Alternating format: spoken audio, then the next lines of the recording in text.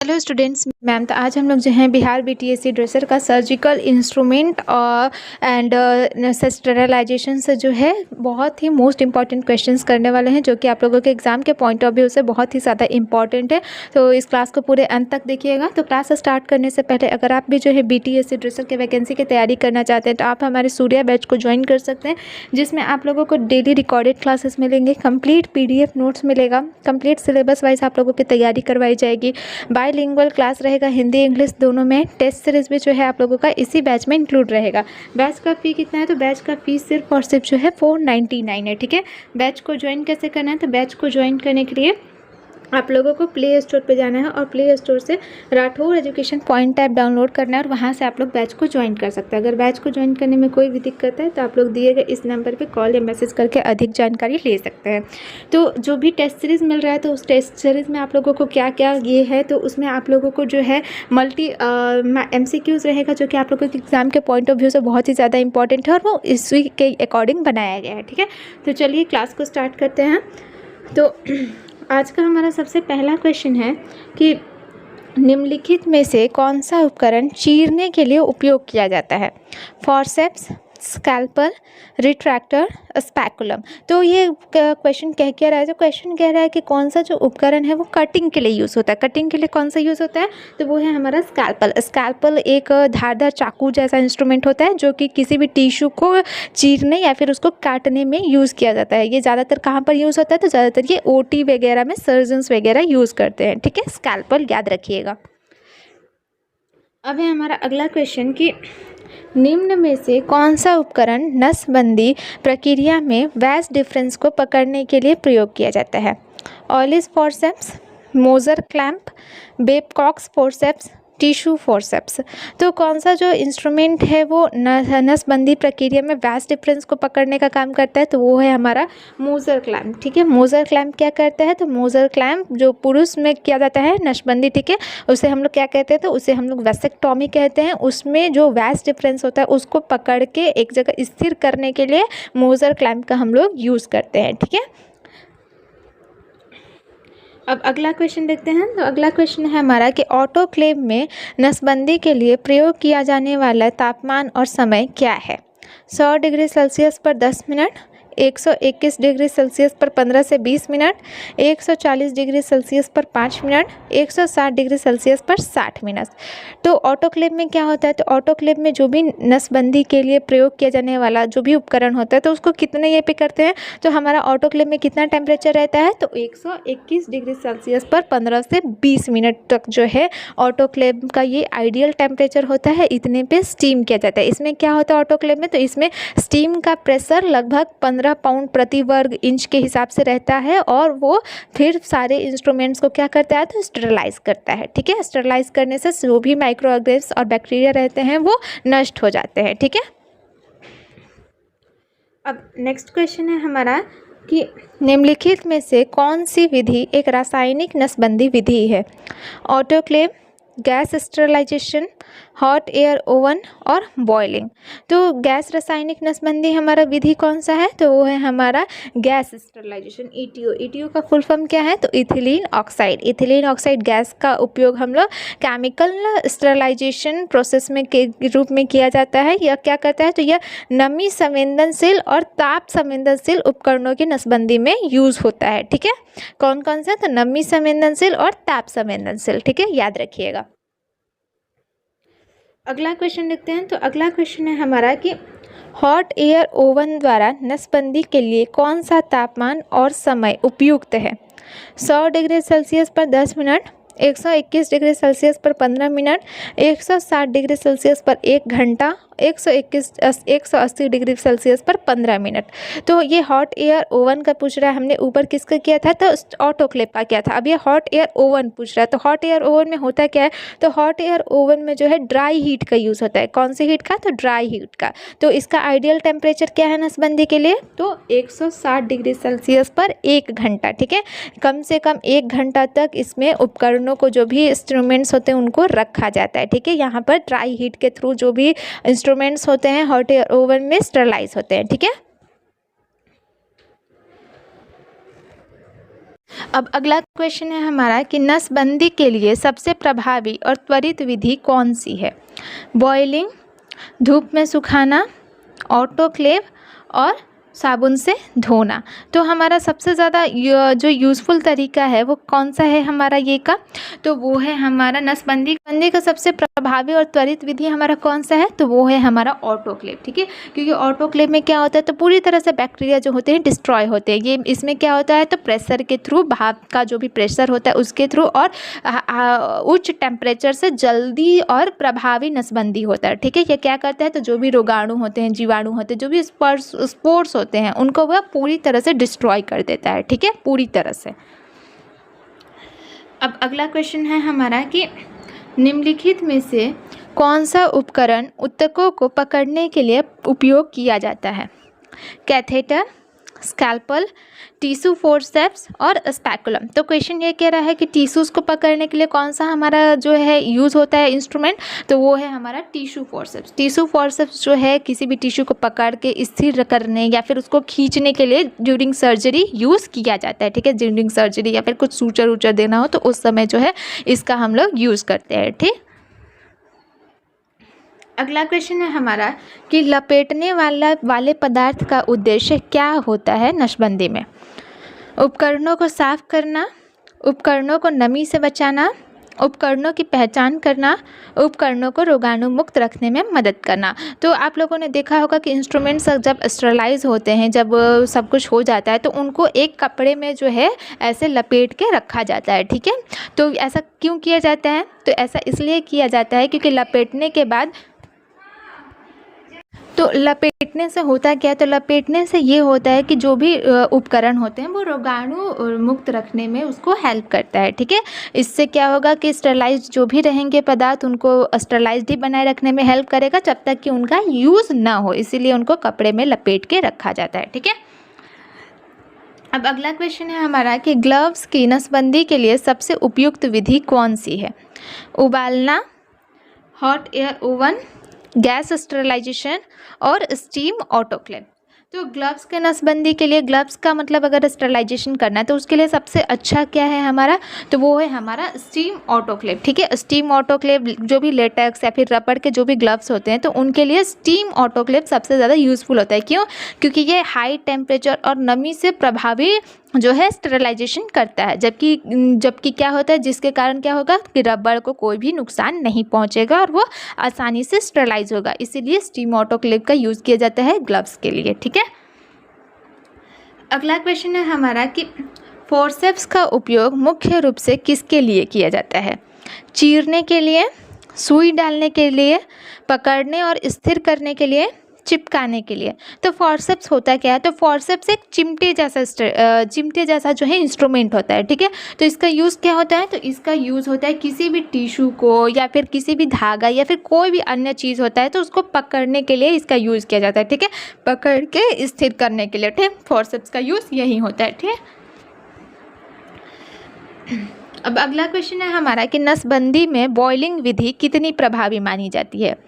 100%, 90 से 95%, 60 से 70%, पूरी तरह अप्रभावी।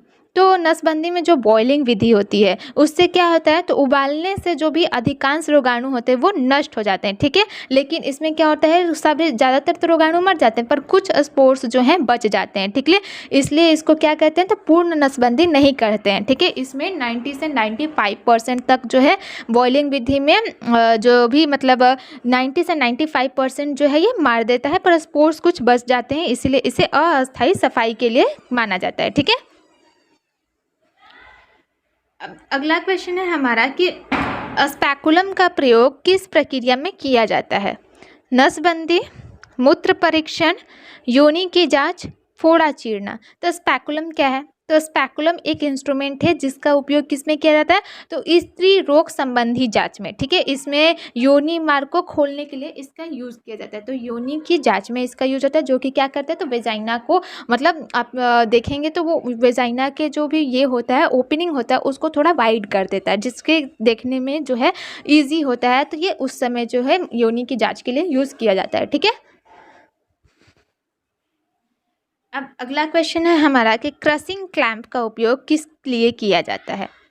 नसों को काटने के लिए, ऊतक पकड़ने के लिए, रक्त वाहिनियों को करने के लिए और सुई पकड़ने के लिए। तो हमारा क्रशिंग क्लैंप, इसका तो नाम में ही मुझे लगता है बहुत लोगों को आंसर पता चल गया होगा कि क्रशिंग क्लैंप का यूज़ किस लिए होता है। तो रक्त वाहिनियों को दबा करके रक्त स्राव रोकने के लिए जो है इसका यूज़ किया जाता है। ये क्या करता है, तो रक्त वाहिनियों को दबाने का काम करता है, जिससे कि ब्लीडिंग रुक जाता है। जिससे क्या होता है, तो सर्जरी के दौरान जो है ब्लीडिंग रुक जाएगा, तो साफ करके उसको अच्छे से जो है देखा जा सकता है और अच्छे से ट्रीटमेंट किया जा सकता है। ठीक है।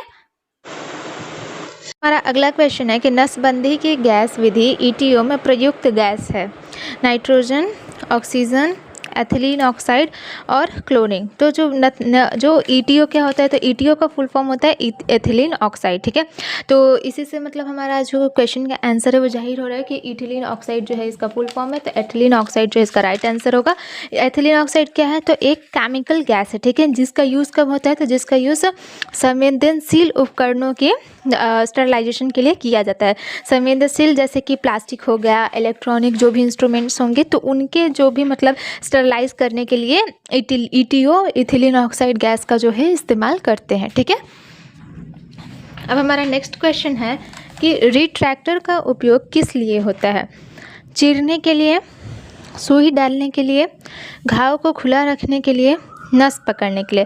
तो रिट्रैक्टर होता क्या है, तो रिट्रैक्टर एक इंस्ट्रूमेंट है। ठीक है। जिसका यूज़ हम लोग ओटी वगैरह में करते हैं सर्जरी वर्जरी के दौरान। किस लिए, तो घाव को खुला रखने के लिए। जो घाव होता है उसको मतलब अच्छे से क्षेत्र, उसको जो एरिया को खुला और स्पष्ट मतलब देखने के लिए जो है रिट्रैक्टर का यूज़ हम लोग करते हैं ड्यूरिंग ओटी में ये यूज़ होता है ड्यूरिंग सर्जरी वर्जरी। अब हमारा अगला क्वेश्चन है कि निम्न में से कौन सा एक डिस्पोजेबल उपकरण है? मेडिसिन बाम, कैंची, निडल होल्डर, प्लास्टिक सिरिंज और स्कैल्पल हैंडल। तो एक डिस्पोजेबल इंस्ट्रूमेंट कौन सा है हमारा, जिसको हम लोग एक बार यूज़ करने के बाद उसको डिस्पोज कर दे सकते हैं। तो इसमें से कौन सा हमारा डिस्पोजेबल होगा, तो डिस्पोजेबल हमारा है प्लास्टिक सिरिंज। क्योंकि प्लास्टिक सिरिंज क्या होता है, एक बार अगर उसको यूज़ किया तो उसको हम लोग फेंक सकते हैं। ठीक है।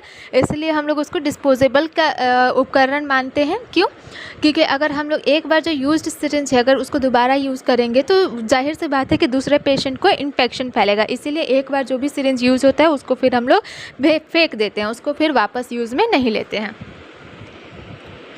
अब अगला क्वेश्चन है हमारा कि नसबंदी के बाद उपकरणों को स्टरलाइज रहने की अवधि को क्या कहते हैं?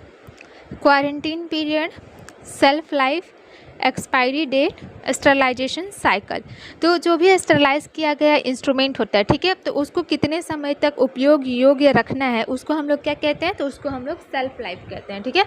उसको हम लोग सेल्फ लाइफ कहते हैं कि इस इंस्ट्रूमेंट का जो भी है ये इतने दिनों से इतने दिनों तक यूज़ किया जा सकता है। कब तक यूज़ किया जा सकता है, जब तक कि उसको दोबारा से यूज़ ना किया गया हो। ठीक है। उसको एक कपड़े वपड़े में लपेट करके जो भी इंस्ट्रूमेंट्स रहते हैं उनको एक बार स्टरलाइज करने के बाद कपड़े वपड़ों में लपेट वपेट के ड्रम में रख देते हैं। ठीक है। तो उसको हम लोग क्या कहते हैं, तो सेल्फ लाइफ। अब अगला क्वेश्चन है हमारा कि टेनाकुलम किस प्रक्रिया में उपयोग होता है?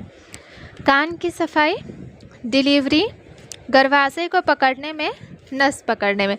तो टेनाकुलम एक होता क्या है, तो टेनाकुलम एक हुकनुमा जो है इंस्ट्रूमेंट होता है। ठीक है।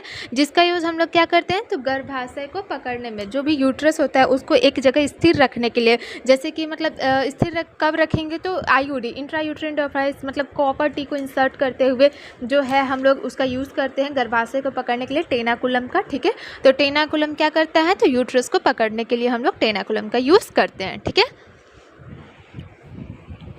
अब अगला क्वेश्चन है हमारा कि हॉट एयर ओवन में नसबंदी के लिए सही तापमान क्या होता है? 100 डिग्री सेल्सियस पर 30 मिनट, 150 डिग्री सेल्सियस पर 30 मिनट, 160 डिग्री सेल्सियस पर 1 घंटा, 120 डिग्री सेल्सियस पर 20 मिनट। तो हॉट एयर ओवन होता क्या है, तो हॉट एयर ओवन जो होता है बैक्टीरिया और रोगाणु को नष्ट करता है। ठीक है। किसके थ्रू, तो ड्राई हीट के थ्रू। ठीक। तो इसमें का जो आइडियल टेम्परेचर होता है वो क्या होता है, तो वो 160 डिग्री सेल्सियस पर 1 घंटा जो है किसी भी इंस्ट्रूमेंट को रखते हैं और वो बैक्टीरिया और रोगाणु को नष्ट करने का काम करता है हमारा हॉट एयर ओवन। अब अगला क्वेश्चन है हमारा कि निम्नलिखित में से कौन सा उपकरण काटने के लिए प्रयोग होता है? Surgical scissors, forceps, scalpel, needle holder. तो किसका जो है हम लोग यूज़ जो है काटने के लिए, काटने वाटने के लिए करते हैं किसी भी चीज़ को, तो वो है हमारा स्कैल्पल। स्कैल्पल क्या होता है? तो एक बहुत ही धारदार और छोटे आकार का जो है सीज़र होता है, ठीक है, जिसे हम लोग ओटी में टिश्यू वुश्यू को काटने के लिए यूज़ करते हैं, ठीक है। अब नेक्स्ट क्वेश्चन है हमारा कि नसबंदी में ऑटोक्लेव का उपयोग किसके लिए किया जाता है?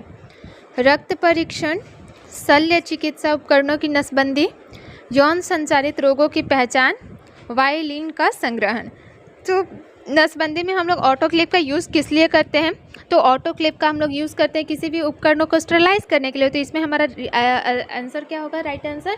तो शल्य चिकित्सा उपकरणों की नसबंदी के लिए ऑटोक्लेव क्या है? तो एक डिवाइस है जिसके अंदर जो हम लोग इंस्ट्रूमेंट्स हैं उसको डालते हैं, तो हाई प्रेशर और हाई टेम्परेचर के कारण जो है उसमें जो भी वस्तुएं रखते हैं वो स्टरलाइज होता है, ठीक है। अब अगला क्वेश्चन है हमारा कि सुई धारक का उपयोग किस कार्य के लिए किया जाता है? रक्त परीक्षण, शल्य चिकित्सा उपकरणों की नसबंदी, यौन संचारित रोगों की पहचान, वायलिन का संग्रहण। सुई धारक का उपयोग किस कार्य के लिए किया जाता है?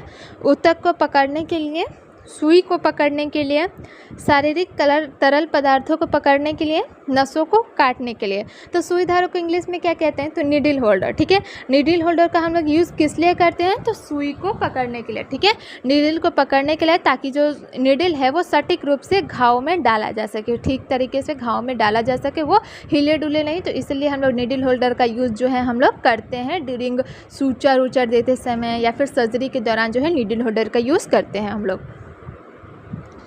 अब अगला क्वेश्चन है हमारा कि नसबंदी के बाद उपकरणों को कवर करने के लिए सबसे सामान्य रूप से कौन सा पदार्थ उपयोग किया जाता है? प्लास्टिक लिफाफा, गाजे का कपड़ा, एल्युमिनियम फॉयल, स्टरलाइजेशन पैक। तो हम लोग जब नसबंदी के बाद जो है उपकरणों को कवर करते हैं, ये मैंने ऊपर ही बताया था कि उपकरणों को कवर करते हैं, तो कवर किस चीज़ से करते हैं?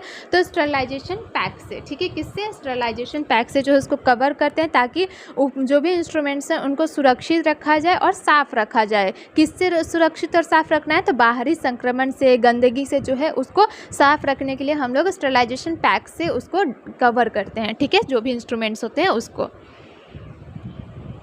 अब अगला क्वेश्चन है हमारा कि नसबंदी में इस्तेमाल की जाने वाली गैस स्टरलाइजेशन विधि में किस गैस का उपयोग किया जाता है? Nitrogen, ethylene oxide, oxygen, hydrogen. तो हमने ऊपर ही देखा था कि कौन सा गैस का हम लोग यूज़ कर रहे थे किसी भी गैस स्टरलाइजेशन में, तो हम लोग ETO का, इथिलीन ऑक्साइड का जो है हम लोग यूज़ कर रहे थे। यह विशेष रूप से क्या करता है? तो ये उन उपकरणों के लिए बनाया गया है जो उच्च तापमान सहन नहीं कर सकते हैं, तो उसके लिए हम लोग क्या करते हैं? तो ETO का गैस स्टरलाइजेशन विधि का यूज़ करते हैं, ठीक है। अगला क्वेश्चन है हमारा कि निम्नलिखित में से कौन सा उपकरण नसबंदी प्रक्रिया के दौरान रोगाणुओं को नष्ट करने के लिए इस्तेमाल किया जाता है? एंटीसेप्टिक, ऑटोक्लेव, सुई धारक, टिश्यू फोर्सेप्स। तो कौन सा हमारा जो इंस्ट्रूमेंट है वो नसबंदी प्रक्रिया के दौरान बैक्टीरिया को नष्ट करने के लिए रहता है? तो वो है हमारा ऑटोक्लेव। ऑटोक्लेव क्या करता है? तो पूरी तरह से जो भी बैक्टीरिया होते हैं उनको नष्ट कर देता है। किसके कारण? तो हाई प्रेशर और हाई टेम्परेचर पे, ठीक है, जिसमें कि सभी तरह का बैक्टीरिया, वायरस और स्पोर्स जो होते हैं वो नष्ट हो जाते हैं। अब अगला क्वेश्चन है हमारा कि यदि एक सर्जिकल उपकरण को केवल एक बार उपयोग किया गया है तो उसे किस प्रकार से नष्ट किया जाता है? रेगुलर स्टरलाइजेशन, पुनः उपयोग किया जाता है, डिस्पोजेबल तरीके से नष्ट किया जाता है, मशीन से धोकर फिर से प्रयोग किया जाता है। तो क्वेश्चन हमारा क्या कह रहा है कि कोई एक सर्जिकल इंस्ट्रूमेंट है और उसको सिर्फ एक बार उपयोग किया गया है, तो उसे हम लोग क्या करेंगे, तो उसे हम लोग क्या करेंगे, तो उसे हम लोग डिस्पोज कर देंगे। ठीक है, उसे हम लोग डिस्पोजेबल तरीके से नष्ट कर देंगे ताकि उसको फिर से यूज़ ना किया जा सके। अगर फिर से यूज़ किया जाएगा तो क्या होगा, तो ये एक इंसान का जो भी बैक्टीरिया होगा वो दूसरे इंसान में जाएगा, तो जिससे कि इन्फेक्शन का खतरा बढ़ सकता है। ठीक है, अगला क्वेश्चन है हमारा कि सर्जिकल सीजर्स का उपयोग किस कार्य के लिए किया जाता है। ऊतक काटने के लिए, सुई लगाने के लिए, रक्त वाहिनियों को पकड़ने के लिए, सूक्ष्मदर्शी का उपयोग करने के लिए।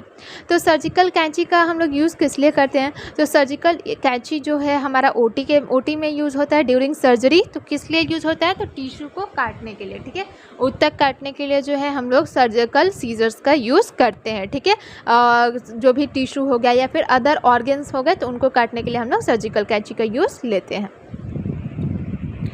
नेक्स्ट क्वेश्चन है हमारा कि निम्नलिखित में से कौन सा उपकरण शल्य चिकित्सा में सूक्ष्म रक्त वाहिकाओं को बंद करने के लिए इस्तेमाल किया जाता है। क्लैम्प, सुई धारक, एडिजेट और हीमोस्टेट।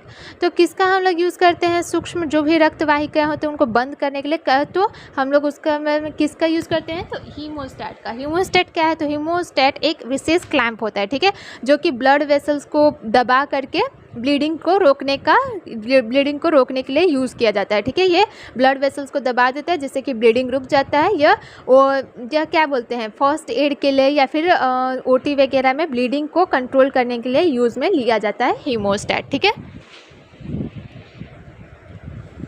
अगला क्वेश्चन है हमारा कि नसबंदी के लिए सबसे सामान्य तरीका क्या है। Hot air oven, steam autoclave, radiothermy विकिरण, अल्ट्रावायलेट किरणें। तो कौन सा एक सबसे सामान्य तरीका है हमारा, तो वो है हमारा स्टीम ऑटोक्लेव। ठीक है, स्टीम ऑटोक्लेव जो है एक सबसे सामान्य तरीका होता है स्टरलाइज करने का। ठीक है, इसमें जो क्या बोलते हैं सबसे ज़्यादा मतलब स्टीम ऑटोक्लेव क्या होता है, तो हाई टेम्परेचर और हाई प्रेशर में ये क्या करता है कि स्टरलाइज करता है जो भी इंस्ट्रूमेंट्स होते हैं उनको। इसमें जो है पूरी तरह से जो भी बैक्टीरिया, वायरस या फिर अन्य माइक्रो ऑर्गेनिज्म स्पोर्स होते हैं वो कम्प्लीटली नष्ट हो जाते हैं। ठीक है, तो यह सबसे सामान्य तरीका होता है स्टरलाइजेशन का। अब अगला क्वेश्चन है हमारा कि सर्जिकल प्रक्रिया के दौरान सुई धारक का उपयोग किस कार्य के लिए किया जाता है। ऊतक को काटने के लिए, रक्त वाहिकाओं को पकड़ने के लिए, सुई को पकड़ने और धागा लगाने के लिए, शल्य चिकित्सा क्षेत्रों को सुरक्षित करने के लिए। तो सुई धारक का नाम से ही पता चल रहा है कि ये सुई धारक है, तो सुई धारक का काम क्या होगा, तो इसका यूज़ हम लोग सुई को पकड़ने और धागा लगाने के लिए जो है हम लोग यूज़ करते हैं। सुई को पकड़ करके उससे सूचर वगैरह हम लोग जो है देते हैं। ठीक है, ये हमारा किसी भी घाव को बंद करने में ज़्यादातर इंपॉर्टेंट होता है। सूचर किस लिए देते हैं, घाव को बंद करने के लिए ही। ठीक है, टाँके लगाते हैं और ये ज़्यादातर हमारा फर्स्ट एड या फिर ओटी वगैरह में ही ज़्यादातर होता है। माइनर जो ड्रेसिंग वगैरह करने के लिए हम लोग जो सूचर देते हैं तो उसमें हम लोग सुई धारक का यूज़ करते हैं। ठीक है,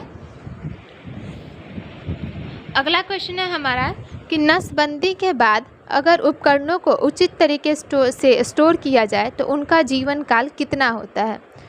1 दिन, 3 से 5 दिन, 2 हफ्ते, 1 महीने से अधिक। तो हमारा अगर कोई भी जो इंस्ट्रूमेंट है, ठीक है, उसको हम लोगों ने स्टरलाइज कर दिया। ठीक है, तो अगर हम लोग उचित तरीके से उसको स्टोर कर रहे हैं पूरा स्टरलाइजेशन पैक वैक करके, तो उसका जीवन का लगभग कितना होता है, तो लगभग 3 से 5 दिन। ठीक है, ऐसा करने से सिर्फ 3 से 5 दिन तक जो है वो सुरक्षित रहते हैं। इसके बाद उन्हें फिर से स्टरलाइज करने की ज़रूरत होती है, क्योंकि 3 से 5 दिन के बाद उनके थोड़ा ना कहीं से तो बैक्टीरिया जो है उनके अंदर एंटर कर ही जाता है, फिर वो यूजेबल नहीं होते हैं। ठीक है, नेक्स्ट क्वेश्चन है हमारा कि निम्नलिखित में से कौन सा सर्जिकल उपकरण घावों को खोलने के लिए उपयोग किया जाता है। रिट्रैक्टर, फोर्सेप्स, स्कैल्पल और नीडल होल्डर। तो कौन सा उपकरण जो है घाव खोलने के लिए यूज़ होता है, तो वो है हमारा रिट्रैक्टर। रिट्रैक्टर क्या करता है, तो रिट्रैक्टर किसी भी घाव को खोलने और उस जो है एरिया को स्पष्ट से देखने के लिए यूज़ किया जाता है ओटीज़ के दौरान या फिर माइनर सर्जरीज़ के दौरान। ठीक है, नेक्स्ट क्वेश्चन है हमारा कि निम्नलिखित में से किस उपकरण का उपयोग नसबंदी में वैस डिफरेंस को बंद करने के लिए किया जाता है? टेनाकुलम, मोजर क्लैम्प, सर्जिकल कैंची और फॉरसेप्स। तो किसका उपयोग हम लोग पुरुष वैसेक्टॉमी, पुरुष नसबंदी, इसको हम लोग इंग्लिश में क्या कहते हैं? तो वैसेक्टॉमी कहते हैं इस प्रोसेस को। इसके दौरान जो भी वैस डिफरेंस होता है शुक्राणु वाहिनी, तो उसको हम लोग बंद और स्थिर करने के लिए किसका यूज़ करते हैं? तो मोजर क्लैम्प का हम लोग यूज़ करते हैं। इससे जो है हम लोग वैसेक्टॉमी के दौरान जो है वैस डिफरेंस को बंद करते हैं और उसको एक जगह पे स्थिर करते हैं। ठीक है, अब अगला क्वेश्चन है हमारा कि यूवी लाइट का उपयोग किस क्षेत्र में किया जाता है? उपकरणों की नसबंदी, शल्य चिकित्सा, अस्पताल के वातावरण को साफ करने के लिए, यौन संचारित रोगों का इलाज। तो यूवी लाइट का यूज़ हम लोग करते किस लिए हैं? तो यूवी लाइट का यूज़ हम लोग करते हैं अस्पताल के वातावरण को साफ रखने के लिए। ठीक है, क्योंकि क्या करता है, तो यूवी लाइट जो है अस्पताल का जो भी वातावरण और सतह होते हैं उनको बैक्टीरिया और वायरस को नष्ट कर देता है सतह पे से। ठीक है, यह एक प्रकार का क्या है, तो संक्रामक रोगों को रोकने की एक विधि है यूवी लाइट। ठीक, अब नेक्स्ट क्वेश्चन है हमारा कि नसबंदी के लिए गैस स्टेरिलाइजेशन विधि का लाभ क्या है? उच्च तापमान पर उपकरणों को नुकसान नहीं होता, यह तेज प्रक्रिया है, यह केवल तरल पदार्थों के लिए उपयोगी है, इसका कोई नुकसान नहीं होता। तो जाहिर सी बात है, अगर कोई भी चीज़ है तो उसका लाभ और हानि दोनों होता है। ठीक है, तो गैस स्टेरिलाइजेशन क्या करता है, तो गैस स्टेरिलाइजेशन में हम लोग किसका यूज़ करते हैं? तो इथिलीन ऑक्साइड का। ठीक है, तो यह इसका प्रमुख लाभ यही है कि इसमें उच्च तापमान की आवश्यकता नहीं होती है। ठीक है, उच्च तापमान पर उपकरणों का नुकसान नहीं होता, इसमें ज़्यादातर हाई टेम्परेचर लगता ही नहीं है, जिससे कि जो भी संवेदनशील उपकरण होते हैं उनको नुकसान नहीं पहुँचता। संवेदनशील जैसे कि प्लास्टिक हो गया, ये सब चीज़ों को हम लोगों को नुकसान नहीं पहुँचता। ठीक है,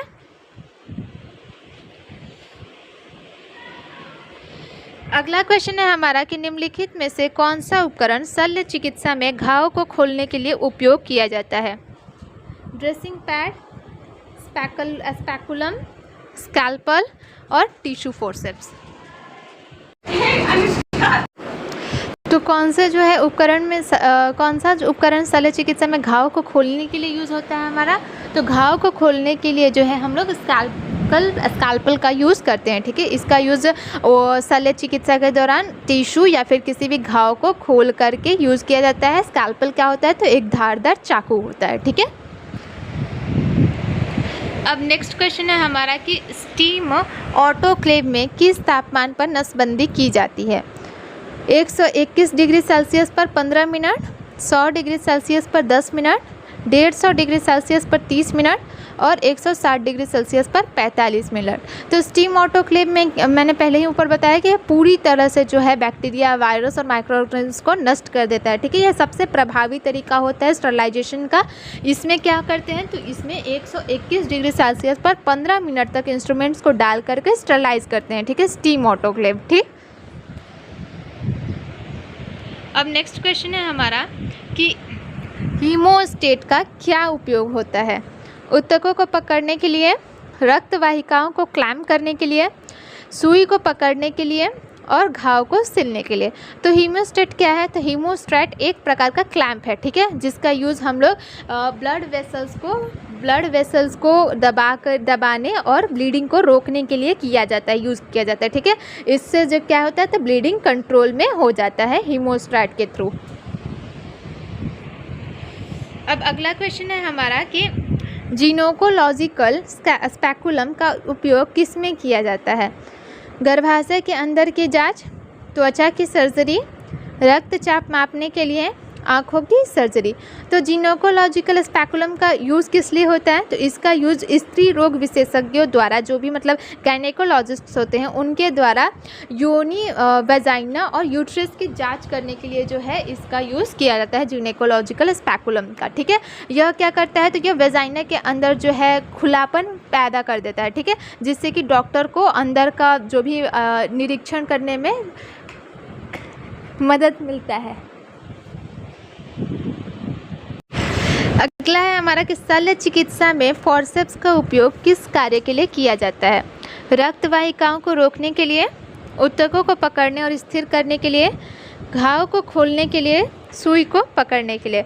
तो फॉर्सेप्स का यूज़ क्या होता है? तो फॉर्सेप्स का यूज़ जो है हम लोग माइनर ओटीज़ वगैरह में सर्जरी के दौरान टिश्यू को पकड़ने और उसको जो है एक जगह स्थिर करने के लिए इसका यूज़ करते हैं, ताकि क्या डॉक्टर को सर्जरी करने में आसानी हो, क्योंकि अगर टिश्यू को एक जगह स्थिर नहीं करेंगे तो कहीं और भी कट लग सकता है, तो फिर उससे प्रॉब्लम और ज़्यादा क्रिएट हो सकते हैं। तो इसलिए हम लोग उस समय फॉर्सेप्स का यूज़ करते हैं। ठीक है, अब हमारा लास्ट क्वेश्चन है आज का कि नसबंदी के दौरान बॉयलिंग विधि का उद्देश्य क्या है? ठीक है, उपकरणों को पूर्ण रूप से नसबंद करना, केवल बाहरी सतह को गर्म करना, उपकरणों को गर्म करना, उपकरणों को हल्का डिसइंफेक्शन करना। तो नसबंदी के दौरान जो बॉयलिंग विधि होता है, तो बॉयलिंग विधि का उद्देश्य क्या होता है? तो उपकरणों को पूरी तरह से नसबंद नहीं करना, ठीक है, बल्कि उपकरणों को हल्का डिसइंफेक्शन करना, ताकि जो अधिकांश बैक्टीरिया और कीटाणु है नष्ट हो जाए, पर पूरे जो है नष्ट नहीं होते हैं। ठीक है, ज़्यादातर नष्ट हो जाते हैं। ठीक, तो आज के लिए बस इतना ही। जो भी इस क्लास का PDF होगा डिस्क्रिप्शन बॉक्स में टेलीग्राम चैनल का लिंक दिया गया है, तो वहाँ से जाके जुड़ जाइए, वहाँ से आप लोगों को PDF मिल जाएगा। अगर क्लास पसंद आया हो तो वीडियो को लाइक करें, चैनल को सब्सक्राइब करें।